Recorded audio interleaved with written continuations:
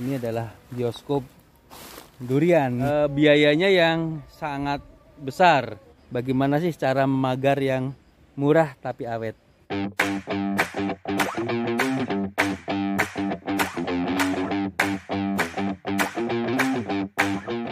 Bioskop, kita lagi mau masuk pintunya. Ini adalah bioskop durian. Ya, ini adalah kebun durian ya, yang sedang berbuah. Ini ada di Pakisaji. Jadi ini kebun durian yang dikelola oleh Mas Yantoto.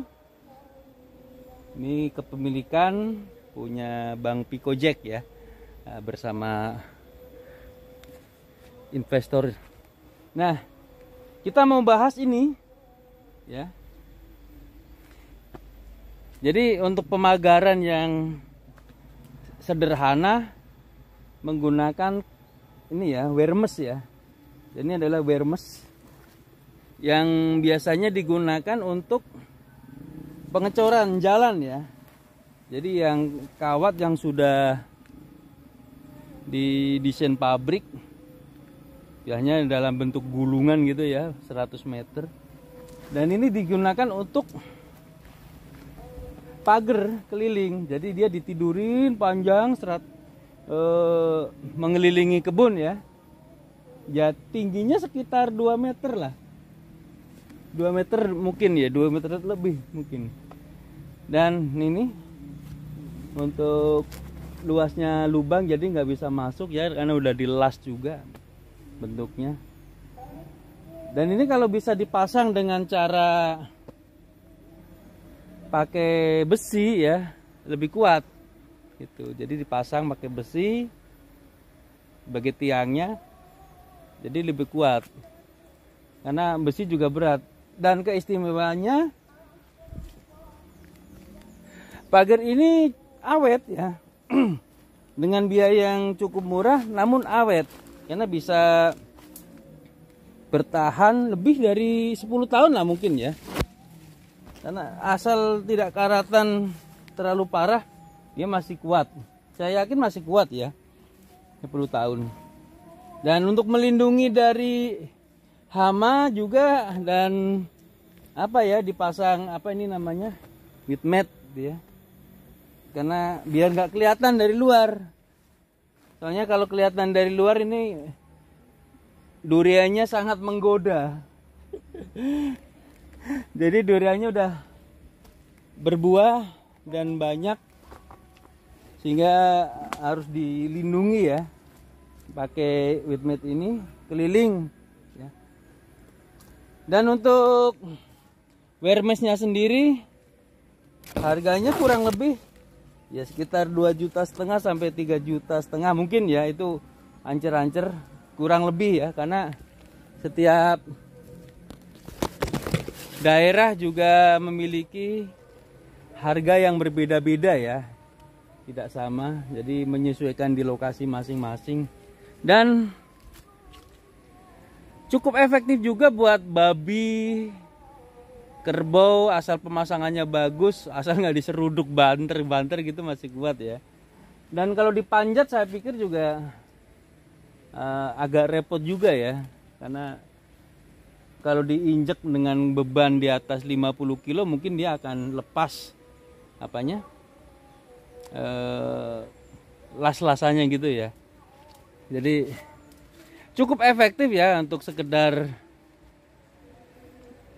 apa namanya itu, melindungi kebun ya dari hal-hal yang tidak terlalu berat gitu ya. Kalau tembok bisa dengan panel atau tembok batu bata atau batu bata ringan, itu mungkin lebih kokoh ya, lebih bagus, lebih elegan. Namun biayanya yang sangat besar gitu. Jadi untuk pekebun yang dengan dana yang sedang gitu ya, menggunakan wermes itu lebih ini ya, lebih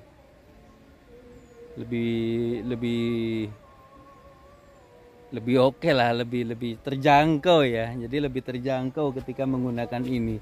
Karena ketika kita menggunakan bambu juga, bambu itu mungkin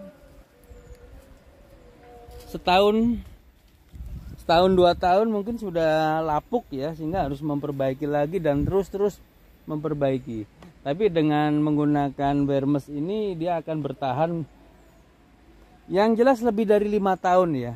Itu mungkin bahkan bisa sampai 10 tahun bahkan lebih gitu ya. Jadi itu kelebihannya.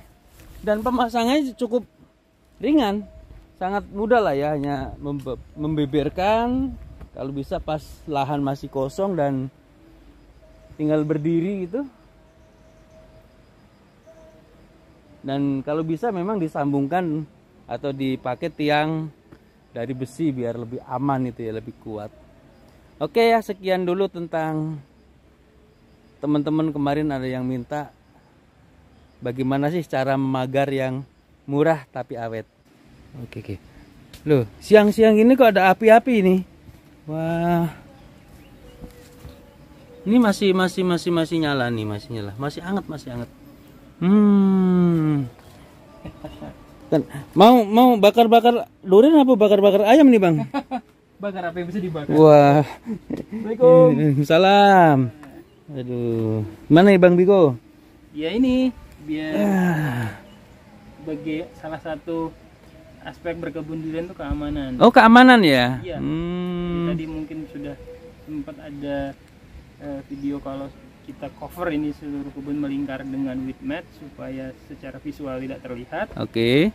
Tapi kita juga ini bahkan ketika belum panen pun kita sudah ada penjaganya seperti ini. Ini apa Bang? Wah ini konsumsi Pak penjaganya. Wah, cemilannya seperti ternyata ada yang endorse ini. Iya. Ini penjaganya menginap guys. Oh gitu. Iya. Sampai menginap Bang? Sampai menginap dan ya dia patrolinya justru ketika malam. Oke. Sampai pagi tadi. Pantesan masih nyala ya. Betul. Kayak bau-bau ayam sih sebenarnya. Tapi poinnya sebenarnya adalah apalagi kalau nggak ini biaya lagi. Oke. Kita harus pikirkan tentang itu bahwa berkebun durian itu ya harus ada cost untuk keamanan tadi. Bentuknya sangat bermacam-macam, pagar, terus penjaga. Dan ada ini sosial nanti ini yang banyak biasanya costnya. Oh gitu ya. Bagaimana membuat sekeliling ini justru jadi pagar hidup. Oke. Jadi bukan justru dia jadi hamanya. Nah, itu kita tidak boleh munafik, itu butuh uang. Selama ini apakah orang-orang yang sekitar itu menjadi kendala Bang? Oh, di Indonesia iya. Indonesia ya? Iya. Saya tidak di Indonesia nih Bang. Di antariksa. Iya, jadi justru gangguan paling besar kan biasanya datang dari sekitar. Oke. Nah, bagaimana memanage itu? Ya banyak caranya, tetapi tidak ada yang gratis. Semua pasti ada biayanya, entah itu bagi bibit, bikin fasilitas umum, atau ada hari raya atau apa, bagaimana sumbangan sosial. Bahkan sekadar ngajak ngopi pun kan pasti ada biaya. Nah itu dia. Jadi kita harus berpikir tentang itu ketika menanam durian. Tidak ada itu durian tanam dan tinggalkan ya. Nanti akan ketemunya ya pohon tanpa buah karena ada yang manen duluan. Oh gitu ya. Teman saya punya 1 hektar Bang, tapi nggak pernah panen. Ya, ada yang bantu panen ya. Ada yang bantu panen dan bawa pickup gitu loh. Tanpa disuruh, rajin banget. Rajin banget dia, di tiap tahun, tiap malam mereka bergerilya, nyabangi kebun sambil jaga, menyelamatkan durian-durian yang jatuh. Dan ternyata mereka menyelamatkan durian yang jatuh agar tidak diambil orang. Ya, sungguh mulia. Sungguh mulia.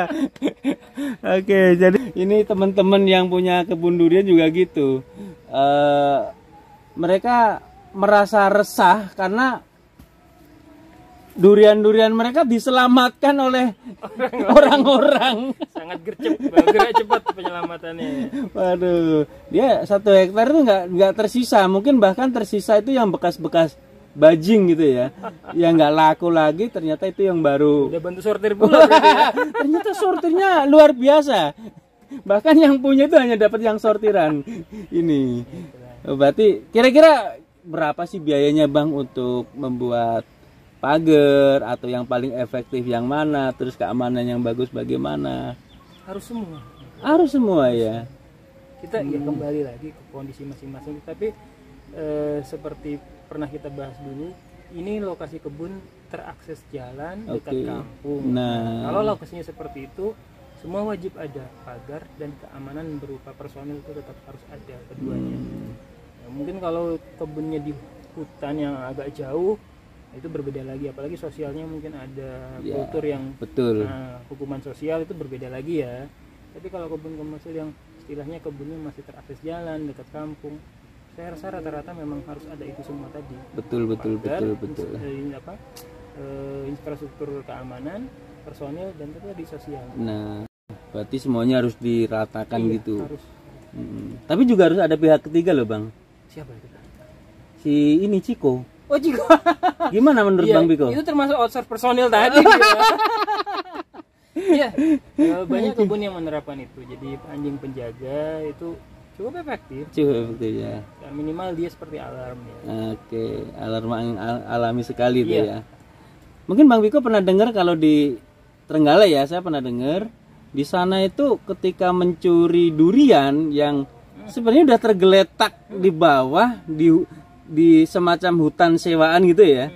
Itu tidak ada yang mengambil. Nah, itu 100% aman. Itu yang saya bilang tadi bahwa ada local wisdom. Jadi kearifan lokal dijaga bersama itu untuk orang yang berkebun durian itu harta karun. Harta karun. Iya. Lokasi, apalagi zaman sekarang lokasi seperti itu tuh tetap masih bisa terakses loh. Betul. Teman-teman kita buktinya kita berteman dengan teman-teman di Trenggalek itu pertama dari medsos, habis itu baru kita ketemu. Jadi kenapa? Jadi tempat yang seperti itu biasanya agak jauh dari pusat kota, tetapi aksesnya sekarang semua gampang. Sudah mudah. Gitu ya. Tapi kearifan sosialnya masih ada. Nah, itu sangat berharga. Wah, ini itu bisa menggantikan menggantikan pagar yang mahal, menggantikan anjing penjaga, personel yang menjaga, itu bisa digantikan dengan itu. Tidak ada susah ternilai harganya. Susah ternilai ya. Tapi kalau ngomong-ngomong, kalau durian itu dijaga ya, apakah tiap hari atau hanya momen-momen tertentu? Harus setiap hari. Tiap hari ya. Karena setiap waktu bisa orang masuk mencari celahnya.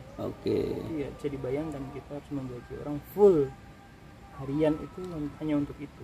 Oh, saya pikir hanya pas ketika berbuah saja. Oh, sorry, iya, ketika musim berbuah full, tapi ketika tidak tergantung kondisi lokasi. Karena gini, kalau yang kita khawatirkan adalah pencurian buah, benar, tetapi kalau ada yang tidak ada berniat buruk misalnya, itu pohon bisa jadi sasaran. Apakah pernah terjadi Bang seperti itu? Menurut Mas Yando yang mengelola kebun ini pernah terjadi seperti itu. Ada tanda-tanda seperti itu dan banyak sekali modus yang bisa dilakukannya ya. Fisik misalnya dengan melukai pohon, atau kimia dengan menyemprot retardan seperti Roundup dan kawan-kawan itu, atau hal-hal lain banyak yang bisa dilakukan memang. Nah, ini untuk faktor X ya, tetapi nyata memang ada. Dan ini nyata, ya mungkin karena orang kan tidak semua orang suka gitu ya. Nah, ini ketika iri, dengki dan lain-lain bisa jadi ini menjadi satu masalah. Dan ini juga mungkin banyak terjadi pada teman-teman seperti itu ya. Bukan hanya di Malang, di Jawa Timur, tapi mungkin di daerah lain juga sama ya. Karena kita masih di Indonesia Bang ya. Iya, kita masih di negara kita yang tercinta. Iya, negara tercinta. Itulah dinamika kita hidup di sini. Ini tapi ya ini menjadi kita berpikir lebih kreatif dan lebih cerdas lagi. Iya, betul. Tanpa itu kita nyantai-nyantai aja ya. Kita bangsa kreatif. Enggak Bang, kita bangsa yang harus dipukul dulu, baru jalan. Waduh, kita bukan bangsa kuda yang dipukul dulu baru jalan. Kita pikirkan dulu risiko-risiko yang akan terjadi. Kita antisipasi. Nah, itu cara berkebun yang baik. Direncanakan dengan baik. Nah, ngomong-ngomong tadi masalah Wirmes, berapa sih harganya Bang kalau orang mau masang? Wirmes itu kalau nggak salah 2 juta ya per roll ya. Per roll ya? Iya, 2,5 sekarang. Oh, sekarang 2,5. Itu panjangnya berapa? 1 meter, 2 meter? Oh, 50 meter. Dengan tinggi sekitar 2 meter. 2 meter ya. Jadi dibentangkan ya, berarti kita punya pagar yang harus dikelilingi misalnya 100 meter lingkarannya, berarti kita perlu beli 2 roll. 2 roll. Berarti 1 roll itu panjangnya 50 meter. Harganya kurang lebih 2,5 juta. Dulu terakhir 2,2 kalau nggak 2,2. Wajar ya kalau naik Sekitar itu. turun tuh ya. Saya lupa. Oke. Dan Dan itu tapi ingat ini harus dicat loh.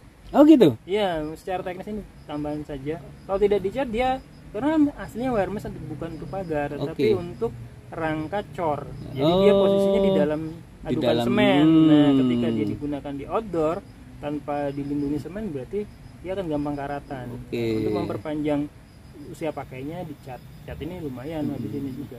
Tapi kira-kira mampu bertahan berapa tahun Bang kalau seperti itu? Kalau dicat ya sekitar 7-10 tahun bisa. Bisa ya. Cukup efektif berarti ya. Cukup, dengan catatan itu tadi, itu nanti seiring waktu nanti kita harus, nah ini manajemennya kebun itu seharusnya ketika panen itu jangan semua diambil hasil panennya, mulai berpikir bahwa suatu saat ini wire mesh perlu diganti. Nah, investasi berarti ya. Investasi misalnya dihitung saja harga, misalnya yang akhirnya adalah finalnya nanti pakai tembok keliling dengan apa blok itu Iya. yang sudah paving block. jadi, yang sudah Oh, panel ya. ya panel. Nah, itu hitung saja. Mm-mm. Saya nabung selama 10 tahun itu kira-kira habisnya berapa. Harus ini dianggarkan dari awal. Nah, itu. Di hasil panen itu disisihkan. Enak Bang buat beli mobil Bang. Khas Indonesia sekali itu. Yang penting kelihatan dulu. Wah iya, untuk memancing emosi tetangga itu kita harus beli mobil kalau Emosi panen. tetangga itu perlu ya. Emosi tetangga itu perlu biar apa? Terangsang mereka. Kalau niatnya baik supaya juga semangat menanam, oke lah. Nah, Tapi jangan-jangan yang penting tetangganya sakit hati ya. Ini. wah ini dia. Ya biasanya orang kampung belinya nun sewu ya Avanza gitu ya. Ini langsung beli Pajero itu, tetangganya langsung pusing nih.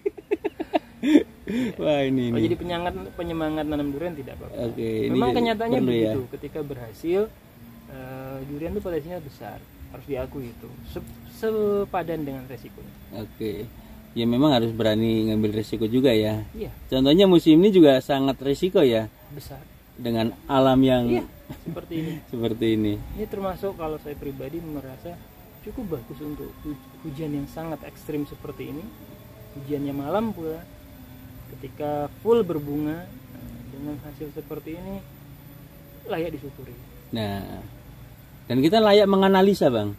Dan disinilah kita harus benar-benar berpikir bagaimana caranya mengantisipasi daripada hujan yang malam hari dan terus menerus.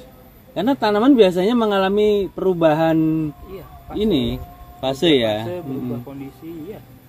Lagi lebat-lebatnya buah, hujan terus menerus, kayaknya banyak yang rontok musim ini ya. Iya, banyak. Untuk ini kalau melihat bunganya sangat tidak seimbang, bunganya banyak sekali. Tapi itu terjadi ketika kemaraunya penuh. Penuh. Begitu bunga mau mekar, hujan datang. Nah ini ngomong-ngomong di sini banyak kan OC Bang ya? Jumlahnya sebenarnya Jumlahnya imbang ya? Imbang. Tetapi yang berbuah benar, yang berbuah dan jadi buahnya itu sebagian besar OC. OC ya. Itu menunjukkan OC itu lebih apa ya? Fruit setnya lebih bagus. Harus diakui memang. Kelihatan kok penyerbukannya pun tidak sempurna karena banyak yang bengkok. Yang jadi buah itu banyak. Tapi tetap jadi ya? Tetap jadi, gitu. Jadi musangking sudah berbuahnya lebih lambat, berbunganya keluarnya lebih lambat, nggak banyak, kena hujan rontok pula. Ini ada pohon paling besar kita nih, salah satu yang terbesar, tidak satu pun nyantol. Oh ini ya, belakang ini ya? Belakang kita. Wah ternyata berarti musangking lebih susah dong Bang? Lebih susah. Gampang jawabnya, lebih sulit. Karena itu nanti di Indonesia yang penanaman musangking dengan duri hitam bersamaan akan terjadi keseimbangan baru. Dimana menurut saya, nah ini coba saja nanti kita lihat beberapa tahun setelah video ini akan lebih mahal musangking. Sebenarnya musangking datang ke negara kita itu tahun berapa Bang? Awal tahun 2000-an sih. Tahun 2000-an ya? Iya, Trubus yang mengangkat waktu itu di majalah. Ya sekitar 2000. Dan selisih masuknya duri hitam? Cukup lama. Cukup lama ya? 7 tahunan. Nah, 7 tahun. Tetapi kita mulai menanam secara komersil itu hampir berbarengan. Nah, ini dia. Iya, buktinya di sini, di kebun ini kebun kedua. Kebun kedua. Ini kombinasinya sudah sama, musangking dengan duri hitam. Sedangkan di kebun pertamanya Mas Yanto itu duri hitam hanya 2 batang. Nah, itu pun sudah punah. Ya. Nah, dengan garasi. Tapi intinya itu tadi. Jadi ketika penanaman kedua yang berselisih hanya sekitar 4 tahun ya. Dua kebun yang berselisih 4 tahun itu sudah berubah komposisinya. Satunya sudah imbang. Dan sudah bisa mengejar ya. Untuk Pohonnya OC-nya, iya. Nah, ukuran pohon ini cepat sekali. Nah, ini berarti salah satu durian yang sangat rekomendasi untuk kita tanam adalah duri hitam ini ya. Menurut saya saat ini inilah varietas yang paling komersil yang sangat bisa diandalkan untuk ditanam. Oke. Tapi kira-kira nanti kalau orang semua tanam dengan duri hitam yang sangat gejah, mudah berbuah, gampang mateng, kira-kira apa nggak jeblok nih harga? Ah, setiap barang itu pasti ada keseimbangan ekonominya. Cuman harga itu apapun barangnya, bahkan emas yang sejak ribuan tahun lalu dianggap berharga dan sampai saat ini dianggap berharga, tetap ada turun naiknya harga sesuai dengan supply dan demand-nya. Tapi gini deh mikirnya, kita tuh pengen nanam durian kan. Nah kalau sudah nanam durian dipastikan sudah pasti nanam durian. Habis itu milih varietas. Jadi apapun pilihannya tetap nanam durian. Iya betul. Nah, kalau sudah nanam musangking dan duri hitam, biayanya sama, hasilnya dijamin lebih baik. Nah, jadi kalau yang anggap aja sekarang musangking turun. Sekarang misalnya 250, 200, turun jadi 100. Kira-kira durian lain jadi berapa? Jadi gampang aja gitu loh. Gitu ya? Kalau turun pasti akan ada saatnya dia turun. Ini harus realistis semua orang. Jangan terlalu ini sama bubble istilahnya. Rame-rame euforia tanam. Itu pasti akan ada koreksi harga nanti. Tapi gini, biayanya tuh sama. Mau nanam montong, apapun sama ya. Oci itu hampir sama. Dan untuk harga tertinggi ada di duri hitam sama musangking. Dan ingat, dia bukan karena merek. Duri hitam terkenal, musangking terkenal itu bukan karena merek. Barangnya sendiri bercerita tentang dirinya. Saya lo enak. Orang suruh merem, nggak pernah dengar cerita tentang musangking, suruh makan durian tuh akan bilang ini durian sangat enak. Ini dia. Itu kuncinya sebenarnya. Betul sekali. Jadi bukan hanya beli merek, tetapi memang barangnya berkualitas. Ini yang menjadi tidak aman, Bang. Ini yang menjadi tidak aman karena satu enak, harganya mahal. Ini yang menjadi nggak aman. Ini yang membuat orang harus nginap seperti ini. Nah, nih. Orang enak-enak tidur di rumah pakai kasur ya, pakai selimut. Ini hujan-hujan di tempat yang kecil ini nih, sendirian, banyak nyamuk. Belum ada pocong mampir minta berteduh, ada tuyul, kuntilanak minta dikelonin. Aduh, ya. Jadi durian mahal itu bukan faktornya hanya karena nama, rasa, tapi juga risiko ya, risiko berkembang, risiko berkebunnya ya. Oke lah, terima kasih ini ulasan dan ngobrol-ngobrol kita tentang keamanan tadi Bang ya. Menteri Keamanan siapa sih Bang? Belum ada. Oh, Menteri Keamanan belum ada ya? Waduh, ini kalau Menteri Pertahanan ada Bang ya? Ada, tapi Menteri Penyerangan belum ada ya? Belum ada. Saya mau usul sama Jokowi biar saya menjadi Menteri Penyerangan. Oke, assalamualaikum warahmatullahi wabarakatuh.